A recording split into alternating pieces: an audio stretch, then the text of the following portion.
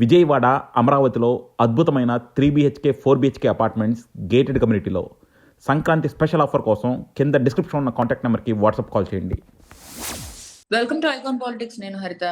YS Vivekananda Reddy గారి హత్య case ఇప్పటి వరకు ఎటు తేలలేదు, కానీ ఇప్పుడైతే కొంచెం వేగం పుంజుకున్నట్టే మనకు కనిపిస్తూ ఉంది. ఎందుకంటే ఈ రోజు కడపలో దస్తగిరి అప్రూవర్ గా మారిన సంగతి మనందరికి తెలిసింది. అయితే దస్తగిరిని విచారణ నిమిత్తం కడపకి తీసుకెళ్లి మళ్ళీ విచారణ చేయనున్నట్టుగా తెలుస్తుంది. అయితే ఈ అంశం మీద సునీత గారు ఇటీవల కూడా మళ్ళీ స్పందించడం జరిగింది. మళ్ళీ దీన్ని ఫాస్ట్ ట్రాక్ ఇవ్వాలి అన్నట్టు 6 నెలల్లో కంప్లీట్ చేయాలన్నట్టు లేఖ రాయడం కూడా జరిగింది. అయితే ఈ అంశం మీద ఇంకా మిగతా డీటెయిల్స్ అప్సాన్ రాజేష్ గారిని అడిగి తీసుకుందాం. నమస్తే సార్.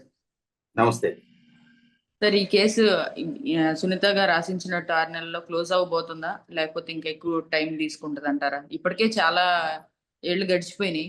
ఇంకా జగన్మోహన్ రెడ్డి గారు అధికారంలో ఉన్నప్పుడు తన ఇంట్లో తన బాబాయ్కి న్యాయం చేసుకోలేని పరిస్థితి, తన చెల్లెలకి న్యాయం చేయలేదు. మరి ఇప్పటికైనా కూటమి ప్రభుత్వం పూనుకొని, కూటమి ప్రభుత్వం దయవల్ల అయినా కానీ ఈ కేసు అప్పటి నారాసుర రక్త చరిత్రకి సమాధానం చెప్పనుందా? మనకి కొంచెం పరుషంగా ఎవరైనా వ్యాఖ్య చేయాలి అనుకున్నప్పుడు, ఎదుటివారి వ్యవహార శైలిలో వారి ప్రవర్తన మనకు నచ్చినప్పుడు, కొంచెం ఆక్షేపణీయమైన ప్రవర్తన వాళ్ళు ప్రవర్తిస్తున్నప్పుడు మనం కొంచెం పరుషంగా ఒక పదం వాడతాం. ఈ విధంగా వ్యవహార శైలి కనపరచడానికి సిగ్గుపడాలి అని చెప్పిన పదం వాడతాం. కొంచెం పాలిష్డ్ గా ఇంగ్లీష్ లో చెప్పేవాళ్ళు షేమ్ ఆన్ యువర్ పార్ట్ అంటారు. ఇవాళ దేశ అత్యున్నత విచారణ సంస్థ సిబిఐ ఒక హై ప్రొఫైల్డ్ కేసు. ఎందుకంటే ఇప్పుడు మనం మాట్లాడుకుంటున్నది వైఎస్ వివేకానంద రెడ్డి గారి హత్య కేసు. వైఎస్ వివేకానంద రెడ్డి గారు డెఫినెట్ గా ఒక హై ప్రొఫైల్ పర్సన్. వారు స్వయంగా ఆంధ్రప్రదేశ్ రాష్ట్ర మాజీ మంత్రి, మాజీ పార్లమెంట్ సభ్యుడు, మాజీ శాసనసభ్యుడు, మాజీ ఎమ్మెల్సీ. ఒక మాజీ ముఖ్యమంత్రికి స్వయాన తమ్ముడు, ఇంకొక మాజీ ముఖ్యమంత్రికి స్వయాన చిన్నాన్న. ఆయన 2019 మార్చి 15వ తారీఖు రోజు హత్య గావింపబడితే, రేపు మార్చి 15కి 6 సంవత్సరాల కాలం పూర్తవుతా ఉంటే, ఇప్పటికీ ఆ హత్య కేసు విచారణ ఒక లాజికల్ కన్క్లూషన్ రాలేదు అని అంటే 100కి 100 పాళ్ళు సిబిఐ సిగ్గుపడాల్సిన విషయం. అలాగే దేశ విచారణ సంస్థలు, న్యాయస్థానాలు కూడా సిగ్గుపడి తీరాల్సిన అంశం. ఎందుకంటున్నానంటే ఆ విచారణని ఒక ప్రభుత్వం అడ్డుకునే ప్రయత్నం చేసింది.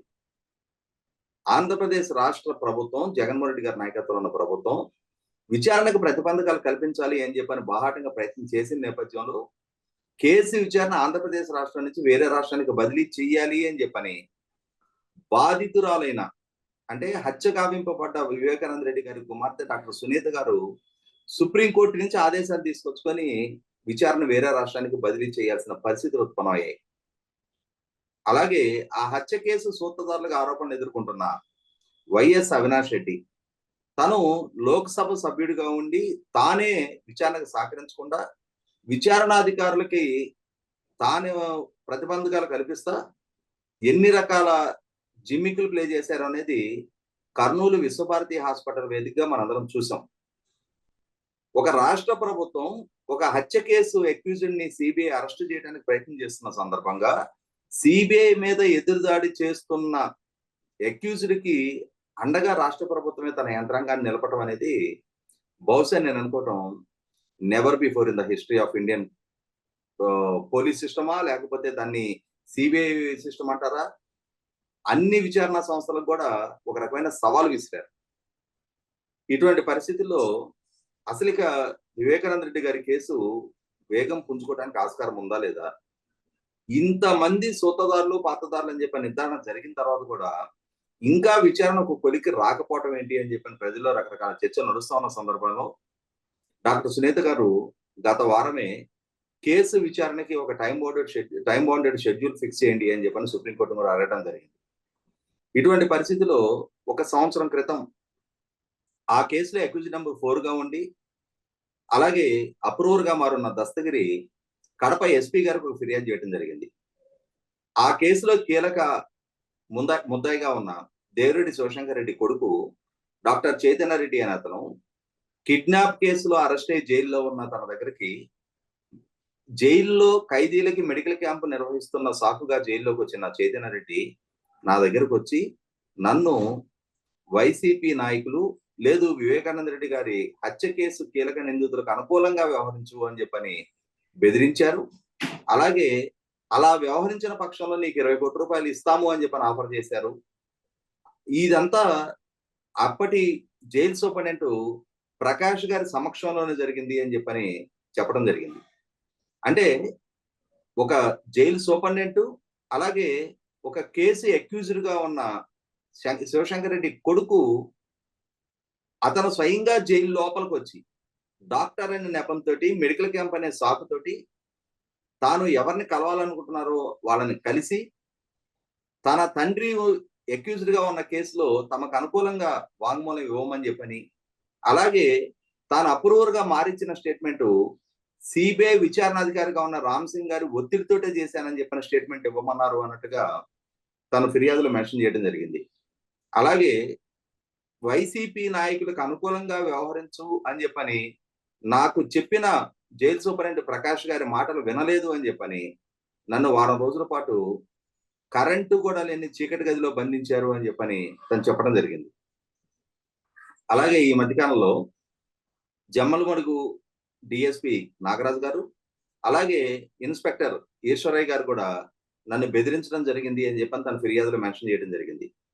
ఇటువంటి సందర్భంలో దస్తగిరి నమోదు చేసిన కేసు మీద ఎన్డీఏ కూటమి ప్రభుత్వం లోతైన విచారణ జరిపించాలని చెప్పి నిర్ణయం తీసుకోవడం జరిగింది.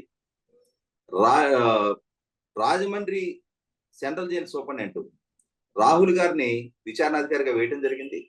రాహుల్ గారి ఆధ్వర్యంలో ఈరోజు కడప జైల్లో ఇటు దస్తగిరిని విచారించిన తర్వాత అప్పటి జైలు సూపరింటెండెంట్ ప్రకాష్ ని అలాగే ఆరోపణలు ఎదుర్కొంటున్న చైతన్య రెడ్డిని కూడా విచారించాలి అని చెప్పని ప్రభుత్వం ఆదేశాలు ఇవ్వడం జరిగింది. దానికి అనుగుణంగానే Rajahmundry central jail superintendent Prakash గారు ఈ కేసు విచారణ నిమిత్తం నిన్నే కడప చేరుకోవడం జరిగింది.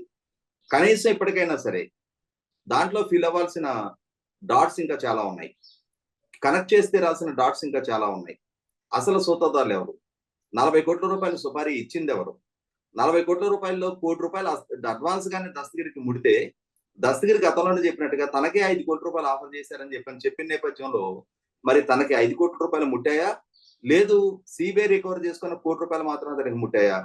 మరి 5 కోట్ల రూపాయలు వాగ్దానం చేసిన తర్వాత 1 కోటి రూపాయలు మాత్రమే ఇచ్చి హత్య జరిగిన తర్వాత కూడా 4 కోట్ల రూపాయలు ఇంకా ఎవరైతే ఈ హత్య చేయించిన సూత్రధారుల దగ్గర నుంచి తనకి దక్కకపోతే దస్తగిరి వాళ్ళ దగ్గర నుంచి ఆ మిగిలిన డబ్బులు వసూలు చేసుకున్నాడా లేదా? అసలు ఇంత డబ్బు ఎవరు ఇన్వాల్వ్ చేసింది? ఇంత డబ్బు ఇన్వాల్వ్ అయినప్పుడు అది వైట్ మనీయా బ్లాక్ మనీయా? వైట్ మనీ అయితే సోర్స్ఫుల్, దాని గురించి ఇష్యూ లేదు. కానీ ఒకవేళ బ్లాక్ మనీ అయితే ఇన్కమ్ ట్యాక్స్ అండ్ ఈడీ ఎందుకు ఇన్వాల్వ్ కాలేదు? వీటన్నిటికీ కూడా సమాధానాలు దొరకాల్సి ఉంది. అలాగే జైలు సూపరింటెండెంట్ సమక్షంలో డాక్టర్ చైతన్య రెడ్డి దస్తగిరిని బెదిరించిన సందర్భంలో కూడా ఇంకొక 20 కోట్ల రూపాయలు అతనికి ఆఫర్ చేసినట్టుగా వార్తలు వస్తూ ఉన్నాయి. అసలు ఎక్కడి నుంచి వస్తుంది వీళ్ళకి ఇంత డబ్బు? అంతటి ఆర్థిక స్తోమత, అంతటి స్థితిగతులు వాళ్ళకి ఎలా సమకూరాయి? Shivashankar Reddy source of income ఏంటి? అతనికి ఉన్న ప్రాపర్టీస్ ఎంత?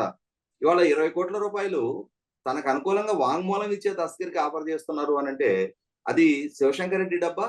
లేదు శివశంకర్ రెడ్డి వెనక ఇంకా పెద్దలు ఎవరైనా ఉన్నారా? ఎవరా పెద్దలు? వాళ్ళ ఇంట్రెస్ట్ ఏంటి? అసలు వివేకానంద రెడ్డి గారిని హత్య చేయించడానికి ఉన్న మోటివ్ ఏంటి? వీటిని అన్నిటి మీద ఇప్పటికీ ఒక సరైన నిర్దిష్టమైన విచారణ జరగలేదనేది వాస్తవం. ఆ విచారణ జరగాలి. అసలు సిసల పాత్రదారులు సూత్రధారులు ఎవరనేది నిర్ధారణ కావాలి. కనీసం సంవత్సరాలు గడిచినా కూడా ఇప్పటికైనా సరే పారదర్శకమైన విచారణ జరిగి అసలు కుట్రదారులు సూత్రధారులు పాత్రదారులు అందరి పాత్ర నిర్ధారణ చేస్తూ సిబిఐ విచారణ ఒక లాజికల్ కంక్లూషన్ తీసుకొచ్చి ట్రయల్ బిగిన్ చేయాలని చెప్పని ప్రజలు కోరుకుంటా ఉన్నారు. అలాగే వివేకానంద రెడ్డి గారి కుమార్తె బాధితురాలుగా కేసు నమోదు చేసిన డాక్టర్ సునీత గారు కూడా కోరుకుంటున్నారు అనేది వాస్తవం. రైట్ సార్, ఈ అంశం మీద ఇప్పటికైనా వాళ్ళకి న్యాయం జరగాలని కోరుకుందాం sir. Thank you so much sir. తిరిగి మళ్ళీ